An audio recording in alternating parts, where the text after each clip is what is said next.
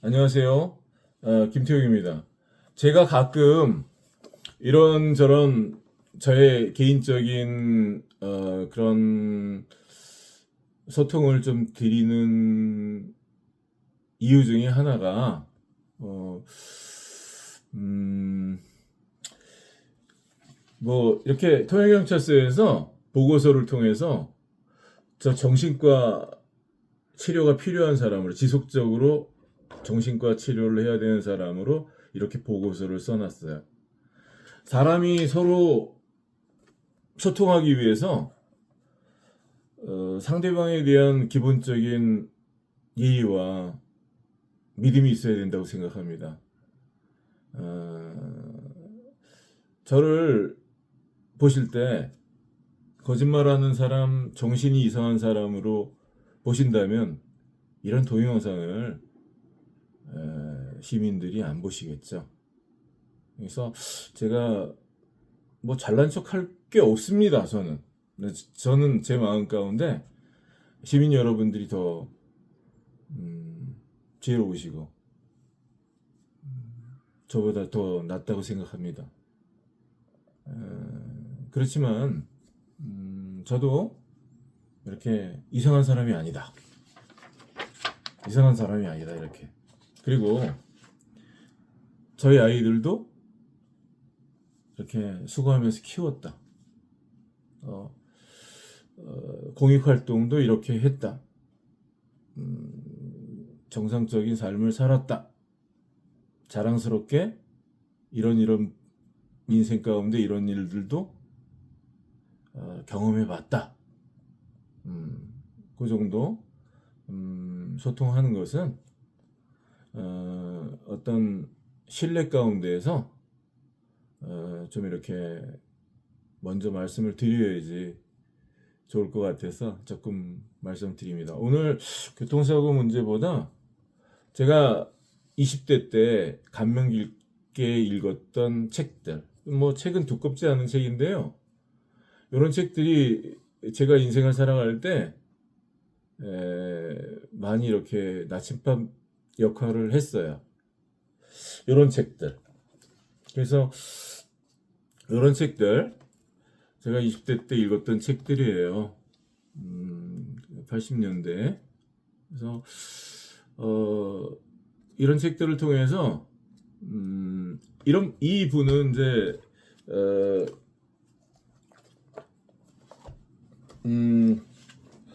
헨리 조지 이분은 이제 고전주의 그 정통 경제학자는 아니고요.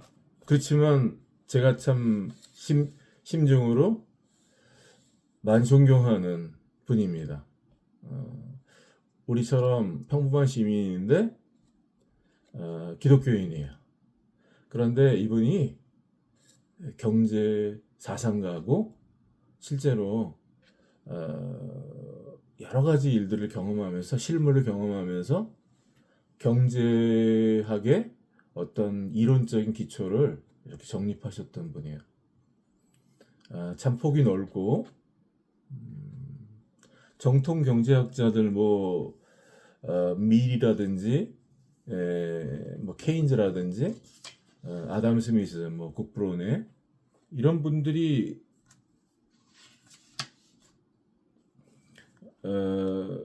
이론에 없는 그런 부분들을 이렇게 성경과 연결지어서 이렇게 책을 써놓으셨는데 제가 이제 이 번역본을 보면서 20대 때 많이 감명을 받았어요. 그래서 오늘 이렇게 보니까 옛날 물건들을 찾다 보니까 이 책이 있어서 좀 소개를 드립니다. Progress and Poverty. 여기에 이제 진보와 빈곤입니다. 이분들은요, 뭐 한 150년 전, 뭐 약 150년 전 이때 사상가이며 경제학자이며 사회개혁가이기도 한 이런 분들은요, 참 이렇게 교황이 있었고 러시아 분이고 미국 분이지만 교황이 있었고 편지도 주고받고 그리고 서로의 사상에 영향을 주고 이 시대에 참 많은 영향을 끼쳤던 그런 인물들이고요. 또 150년 이후를 살고 있는 현대 우리들에게도 많은 영감을 주고 또 이렇게 사고의 폭을 넓혀주고 있습니다. 제가 20대 때 미국 선교사 지금은 소천하셨는데요. 토레이라는 분이 계셨어요. 참 소박하고 강원도에 이렇게 자주 찾아가서 또 찾아가면 먹여주고 재워주고 그러셨어요. 배고픈 시절이었는데 가서 이렇게 소통도 듣고 설교도 듣고 또 이런 책도 소개받고 그래서 읽었는데 평생을 두고 저에게 값진 교훈을 이렇게 주고 있습니다. 영감을 주고 제가 이제 이런 책들의 영향을 받아서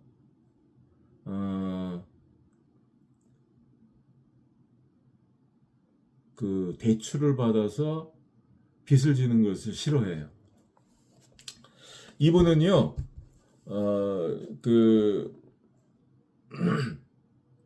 헨리 조지 이분은 뉴욕 시장으로도 나가셨던 분이에요. 나중에 이제 건강이 참 좋지 않으셔서 이렇게 소천하셨는데요. 이분의 이제 이론을 보면 그 생산의 3요소가 보통 토지는 이제 자연에서 얻어지는 모든 것을 포함하는 개념이죠. 토지, 자본, 노동. 보통 생산의 3요소라고 경제학에서 말하고 있거든요. 좀 이제 그 개념이 조금씩 틀리긴 하지만 토지의 개념이 이분은 이제 그렇게 보고 계시죠. 토지를 이렇게 잃어버리면 이렇게 자유를 잃어버리는 것, 하늘로부터 온 하나님으로부터 온 그런 권리, 천부적인 권리를 잃어버리는 것. 또 이렇게 우리 시대의 노예제도, 토지에 관한 그런 권리를 잃어버린 사람들이 도시로 그 러시아의 그 150년 전, 200년 전 도시로 이렇게 와서 빈민이 돼서 이렇게 어려운 삶을 사는 그리고 정처가 없는 삶을 사는 이런 얘기들이 이 책에 있죠. 저는 오늘 좀 소통을 드리고 싶은 것은요.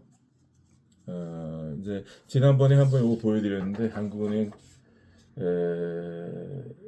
총재가 개혁을 못하면 한국은 망한다 그랬어요. 이제 이렇게 불하는 말들을 안 하죠. 발등에 불이 떨어진 겁니다. 어떻게 이렇게 어려워지고 있는지 우리가 전에 이제 가보지 못한 길로 앞으로 가는 것 같아요. 어떻게 이렇게 어려워지고 또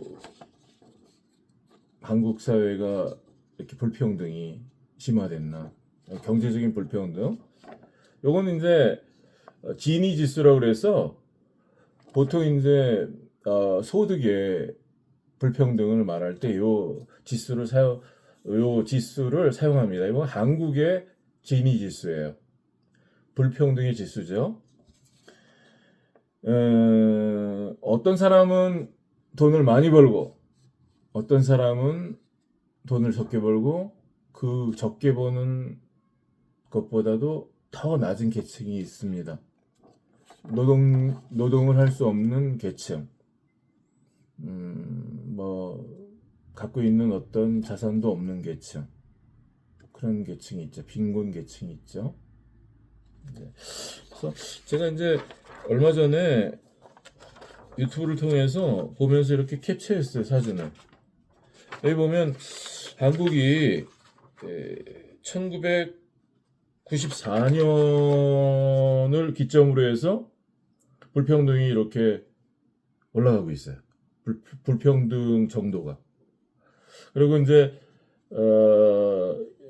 1994년 전에는 이렇게 불평등이 점점 줄어들고 적어졌죠. 1994년. 저희는 이제 80년대 20대를 지냈거든요. 그때 유행했던 그런 책들이 식민지, 반봉건, 경제론 뭐 이런 책들이 유행했었죠. 그러니까 한국 사회를 제국주의 미국과 일본의 경제적인 식민지로 보는 그런 관점에서의 책들이에요. 이제 그런 것들을 80년대에 많이 읽었습니다. 대학생들이나 20대 또 학생들이 많이 읽었죠. 근데 이제 이렇게 실제 그 지표를 보면요, 1994년을 기점으로 해서 불평등이 이렇게 여기까지 지수가 내려오다가 여기서 급상승하고 있거든요. 이런 지수를 통해서 보지 않으면, 우리 그냥 관념적으로 생각하면 우리가 갖고 있는 잘못된 생각, 잘못된 시각에 따라서 잘못 분석할 수가 있죠. 그 며칠 전에 어떤 분을 만났는데요. 저희 그 동영상을 이렇게 구독해 주시는 분인데, 한번 이렇게 만나 뵀는데, 좀 이렇게 지난 그런 정치인들, 박정희 대통령이나 뭐 이승만 대통령이나 이런 지난 그 요 시대의 대통령들이나 정치인들, 참 뭐 친일적이고, 그리고 매국적이고, 이렇게 많이 그런 시각으로 많이 보시더라고요. 저도 아마 20대 때 뭐 그 정도는 아닐지라도 먼저 이렇게 대통령이셨던 분들, 박정희 대통령이나 뭐 이승만 대통령, 좋은 평가를 제가 듣지 못했어요. 그런 영향을 받아서 그런지 저도 좀 그분들에 대해서 인상이 좋지 않았습니다. 근데 이제 나이 들면서 제가 고생도 해보고 산전수전 겪어보면서 깨달은 게 있어요. 가난하면 아무것도 할 수 없어요. 일단 다른 사람들한테 도움 받지 않고 자력으로 먹고 살 수 있어야 됩니다. 그런 것들을 깨달았어요. 또 빚을 지면 안 된다는 거. 그래서 어쩔 때 욕심이 나서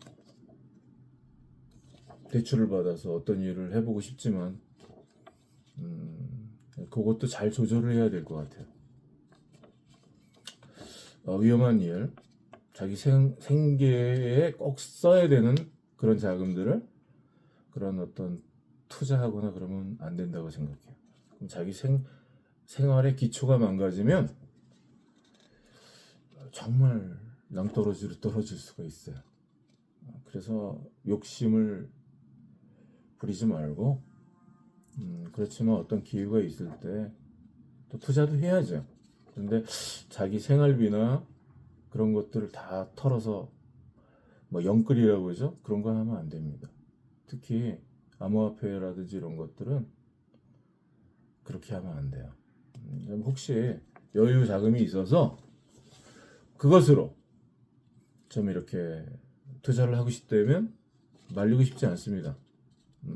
주식 투자 하시면서 경제 공부를 좀 하셔도 사실 좀 많이 도움이 되는 것 같아요. 여러 가지 현상들을 볼 때 이렇게 분석력도 생기고.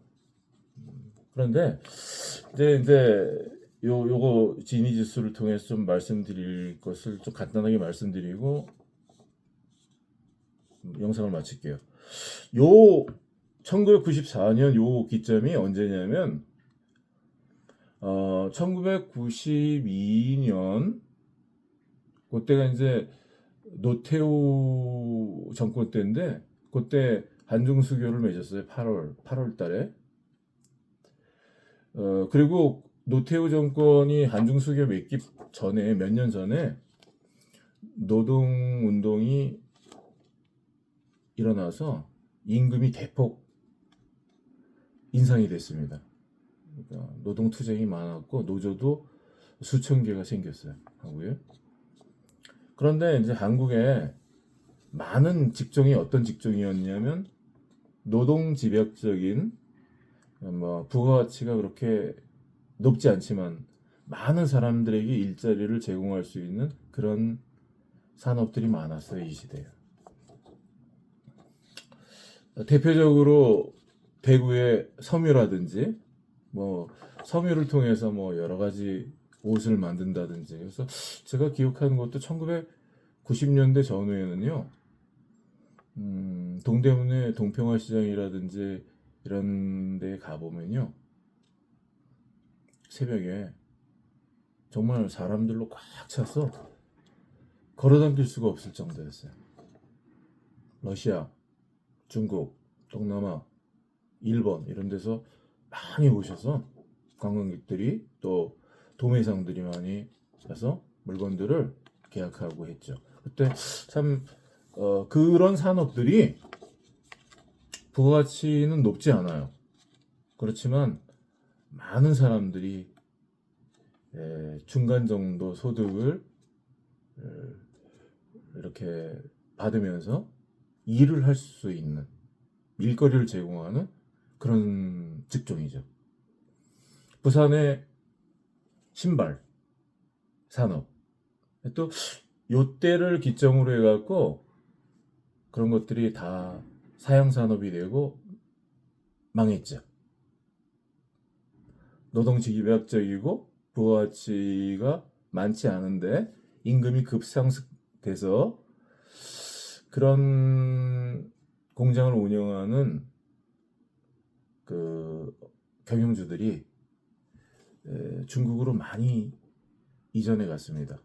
그리고 후에 중국이 임금이 계속 상승되자 베트남이나 인도네시아로 또 많이 갔죠. 근데 이제 중국 시장 이야기는 나중에 좀 드릴게요. 중국이 그렇게 만만한 나라가 아닙니다. 그리고 한번 이렇게 산업이 넘어가면요,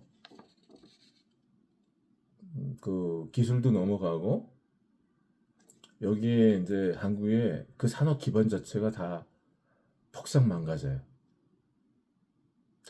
그 한국에서 그 섬유 그 기술들, 옷을 만들거나 언더웨어 뭐 이런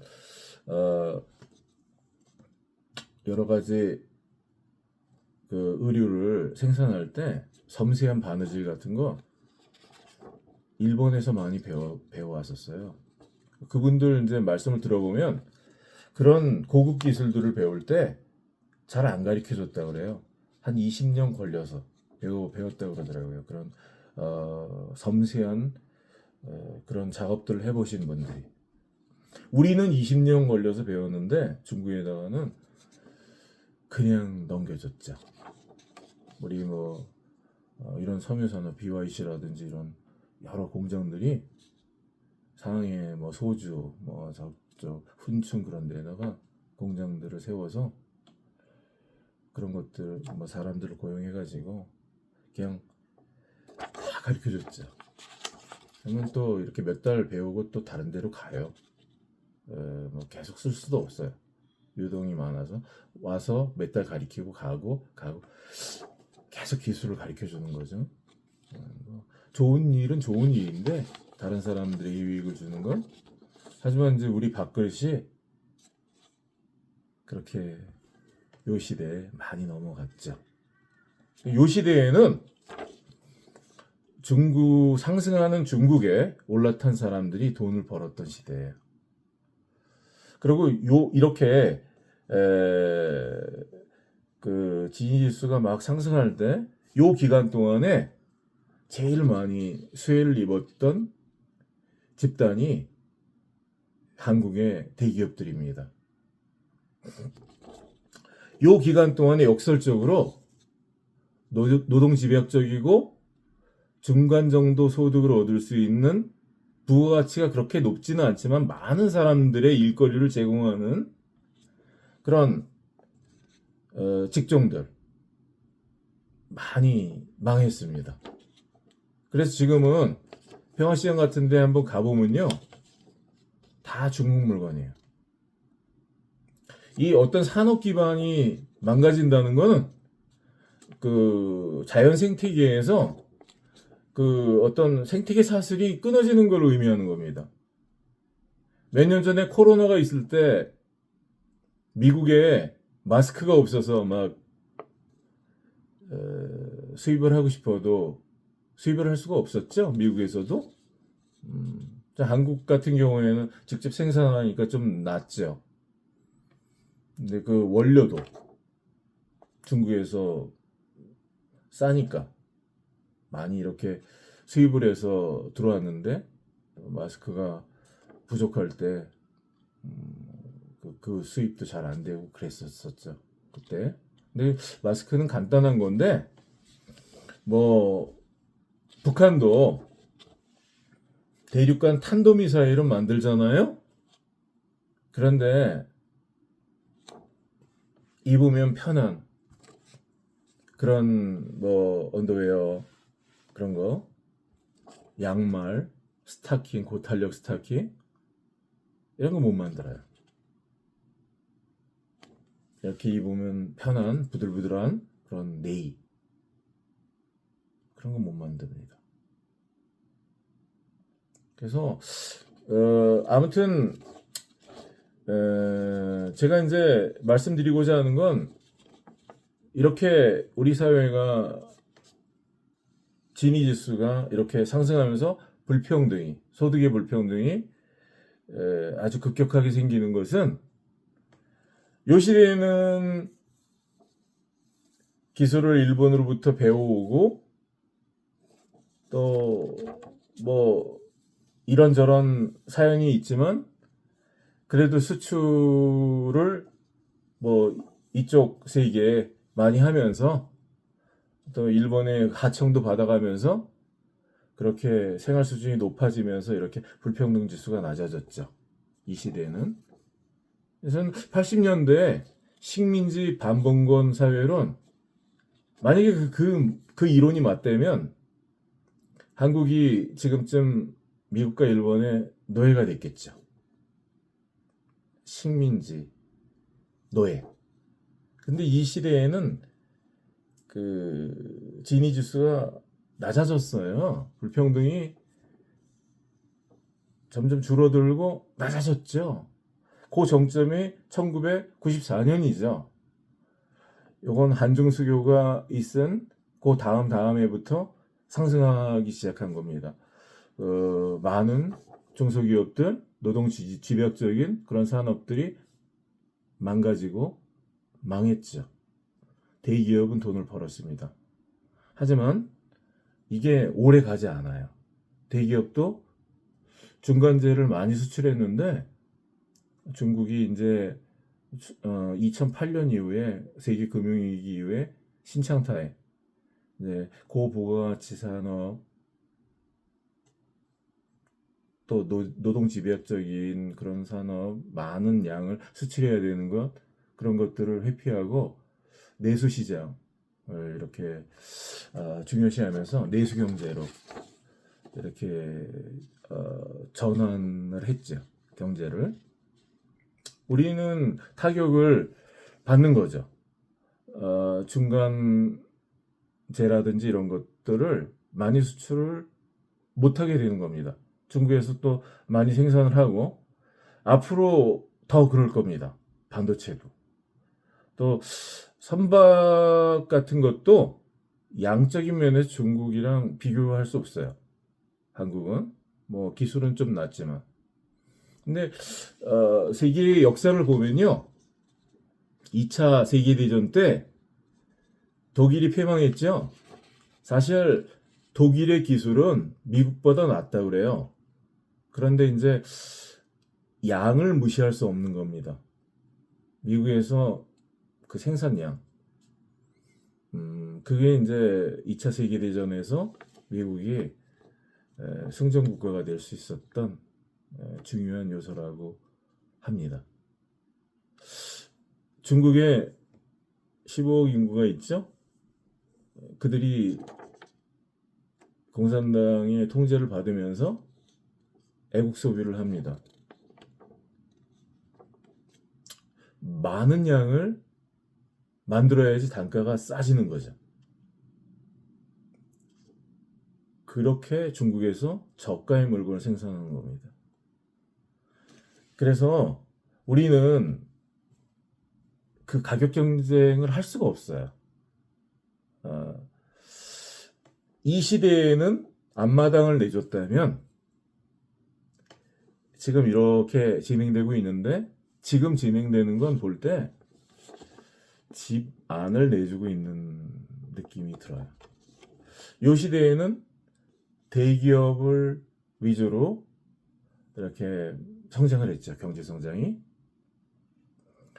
그렇지만 역설적으로 중간 계층들 또 중간 계층 이하의 계층들은 일거리가 줄어들고 소득이 줄어들고 대기업은 떼부자가 되고 그냥 대박이 터져서 그 성과급으로 뭐 정말 그 임원들 대기업의 직원들 돈을 많이 벌었죠.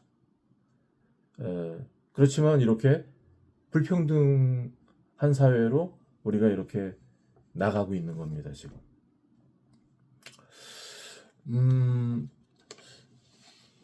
그런데 제가 아까 요 시대에는 앞마당을 내줬으면 지금 앞으로 오는 시대에는 집 안을 내줘야 되는 것 같다. 그런 생각을 소통 드린 거는 다른 의미가 아니고요. 요즘에 이제 신문을 보면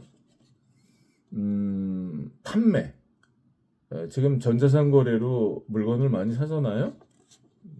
뭐 이렇게 통 누르면 싼 가격으로 집 안에서 받을 수 있는데 누가 매장에 가서 사겠습니까? 지금 이제 앞으로 그런 시대인데 중국의 그 아리바바라 그러죠. 중국에서는 텐모라고 그러는데 테무라고 그러죠. 한국에서는. 네. 그 거래량이 폭증하고 있어요. 싸니까 물건이 싸고 대량 생산을 하면 품질도 그럴듯하고 서비스로 주는 것도 많고 그 어떻게 그걸 따라가겠어요. 지금 쿠팡이 1위죠 우리나라에. 그것도 이제 머지않아서 1위 자리를 뺏길 가능성이 크다고 봅니다. 저. 아무튼 우리나라 그 토종 전자상거래 이런 회사들은 3위, 뭐 4위, 5위, 6위 이렇게 계속 밀릴 수밖에 없죠. 근데 이렇게 우리가 소매 시장을 이렇게 내준다는 건 어떤 의미가 있냐면요. 그 물건이 대한민국에 생산되는 게 아니에요. 오해하지 마십시오. 제가 애국 소비를 하자 그런 말이 아니에요. 대기업들이 이렇게 돈을 벌어서 중소기업이라든지 노동 집약적인 사람들이 더 아래 계층이 될 때 자본은 애국하지 않습니다. 외국으로, 중국으로, 어느 나라로, 베트남으로 계속 투자하는 거죠. 그 서민들에게 사실 나빠요, 이런 것이. 그래서 지금 이렇게 보면 이게 이제 나라의 50년 후, 100년 후를 생각할 수 있는 좀 이렇게 개선을 할 수 있는 분들이 정책을 세웠으면 이렇게 앞마당을 내주고 집안을 내줄 수 없죠. 지금 이게 단계적으로 그렇게 되고 있는 거예요, 지금.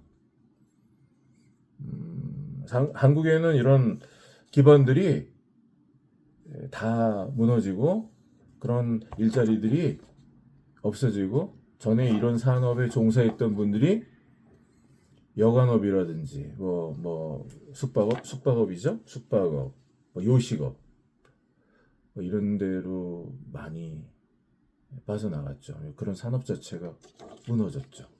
그 기술자도 없어지고 앞으로 싼 물건을 전자상거래를 통해서 사오면 그나마 남아있는 공장들도 다 망가지겠죠.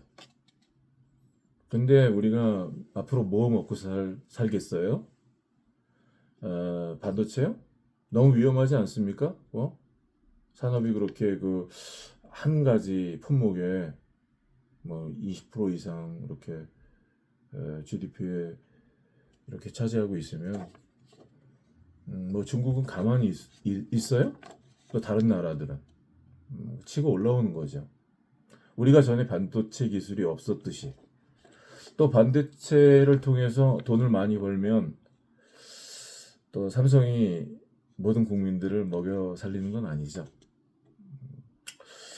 그래서 이런 책에서 교훈하고 있는 토지를 잃는다는 건 생산 기반을 잃는 거를 말하는 거죠. 경제력을 잃으면요, 스스로 먹고 살 수 있는 자력으로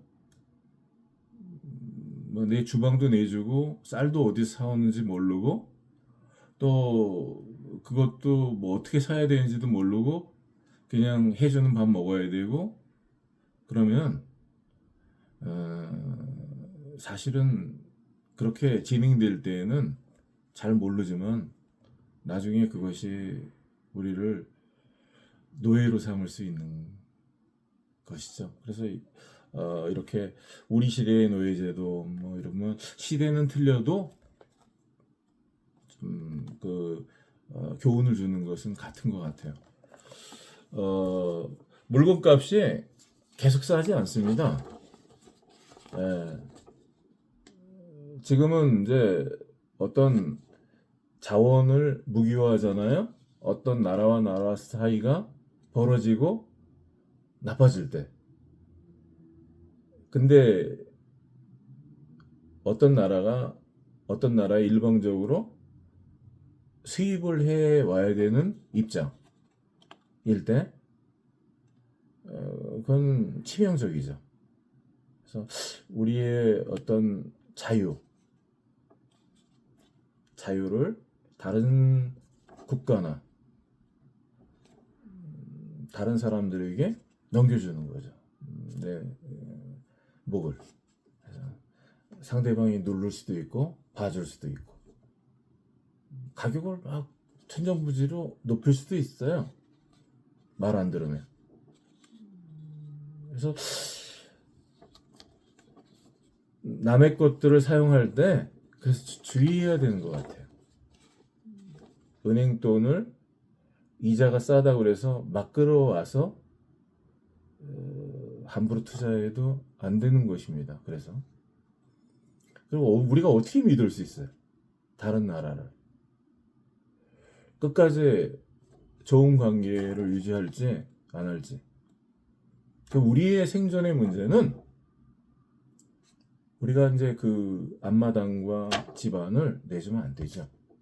근데 지금 이렇게 보면 이 시대에는 이렇게 해가지고 대기업들 돈을 벌게 해주면서 많은 세금들을 또 이렇게 국가에서 이렇게 세금의 수입이 있었죠. GDP도 올라가고 그런데 이제 대기업들이 수출량도 앞으로 더 줄어들 가능성이 크고 지금도 줄고 있고 또 우리 이제 많은 사람들을 고용할 수 있는 이 업종들도 이미 망가졌고 앞으로 더 망가질 것 같고 왜냐하면 싼 물건들이 계속 들어오면 한국에 조금 남아있는 그런 기업들도 다 망가질 수밖에 없는 거죠. 회복 불능이 되는. 근데 이제 이런 거를 정책을 통해서 이렇게 조절을 해야 되는데 조절력을 상실한 것 같아요. 저는 그렇게 생각합니다. 물가는 낮춰야 되고 화폐는 세금 세수가 이렇게 원래 목표대로 되지가 않죠 지금. 점점 어려워지니까. 근데 씀씀이는 또 똑같이 써야 되고 국회의원 월급도 또 정부 관료들 월급도 공무원 월급도 올려는 줄 수 있어도 깎을 수 없지 않습니까? 이제까지 이렇게 돈벌이가 좋을 때 세금이 많이 거쳐서 방만하게 이렇게 지출했던 복지에 들어가는 그 막대한 비용들 또 이렇게 민간 단체에 보조해줬던 것들 그런 막대한 자금들 그런 것들 계속 지출을 해야 되잖아요. 국가에서. 그러니까 부족한 부분들을 통화량을 늘려서 그러니까 8개월째 계속 통화량이 늘어나는 거죠. 그러니까 물가가 오를 수 있죠. 근데 물가를 내려야 되니까 싼 물건을 이렇게 들어오게 하는 거죠. 우리 지방을 내주는 겁니다. 그래도 물가가 막 올라가면 정권에 큰 부담을 주죠. 근데 이렇게 싼 물건들이 이렇게 대량으로 들어오게 하는 건 사실 우리가 소비자 입장에서 지금 당장 싼 거를 사서 좋지만 우리나라에 그 얼마 남은 그런 산업 기반들이 다 망가질 수 있기 때문에 참 신중하게 정책을 이렇게 좀 나라의 미래를 생각하면서 이런 일들을 해야 된다고 생각합니다. 좀 어떻게 보면 조금 무책임한 것 같아요. 지난 정권도 그렇고 아니면 좀 잘 모르시는 것 같아요. 이 후과가 어떻게 될지 좀 걱정스럽습니다. 그리고 한 가지만 더 말씀드리고 마칠게요. 요때 조금 내려가죠? 내려갈 때 이렇게 알아보니까 박근혜 정부 때 노인 기초연금 그런 것들을 20만 원 이렇게 지급을 했죠. 그리고 문재인 정권 때 또 10만 원을 더 드리고 그 가장 낮은 계층에 소득 수준이 가장 낮은 계층에 노인 빈곤 계층이 있습니다. 그 계층에 이렇게 국가에서 그 기초연금들을 지급할 때 불평등한 그런 수치가 내려가는 낮아지는 그런 모습을 우리가 볼 수가 있습니다. 그래서 사회가 같이 살 수 있는 그래도 사회가 안전한 사회고 가까운 거리에서 어른들이 이렇게 어렵게 다리를 쩔룩쩔룩 하시면서 상자를 갖다 모아서 리어커를 끌고 가시는 모습을 보면 많이 마음이 안타깝기도 한데 또 저희들도 이제 노년에 접어들고 있죠. 60세 이후에 아직 젊은 그런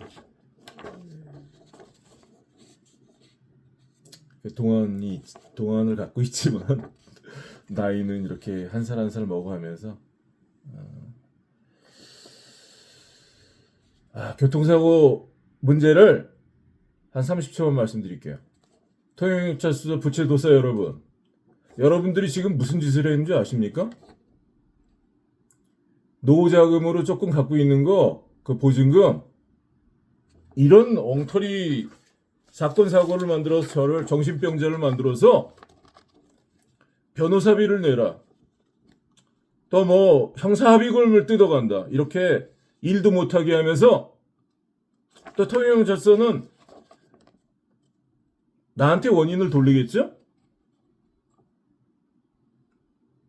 그거 그냥 당해주고 잊고 지나가면 안 되냐고. 내 입장 바꿔놓고 한번 생각해 보세요. 통행차서 분들을 잡아갔다고 칩시다. 그 식구들을. 그리고 그 경제에 큰 타격을 주고 잘못하면 치상죄도 아닌데 치상죄로 감옥에 갈 수 있다고 쳐봐요. 그 인생 끝나지 않습니까?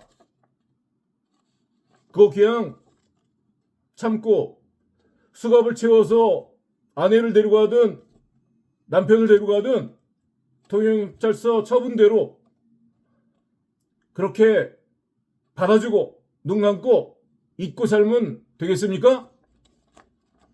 집에 보증금을 다 빼서 이렇게 사용하고 멀쩡한 사람을 이렇게 나락으로 떨어지게 하는 것 파렴치한 건 아니에요? 그래도 길거리의 부채도사들은 귀를 즐겁게 해주면서 복채를 받습니다. 통행경찰서는 내가 부채도사라고 좋게 표현해 주지만 사실 그거 범죄예요. 부끄러운 줄을 아시고 국가 수사기관에서 시민들을 돕지는 못하나마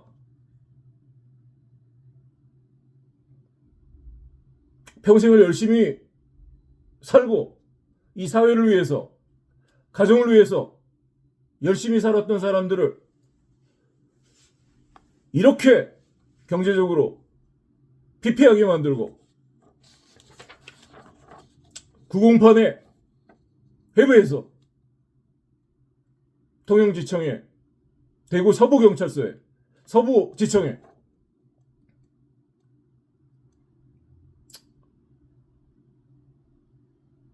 또 그것도 부족해서 사기꾼들을 쏘사겨서 또 명예훼손이다 무고다 그렇게 해서 2건 3건 이렇게 만들고 10건 만드세요.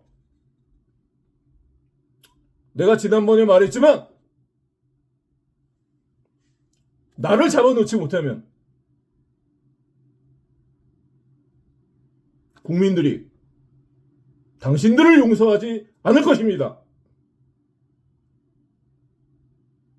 시민 여러분, 평안한 오후 보내시기 바랍니다. 고맙습니다.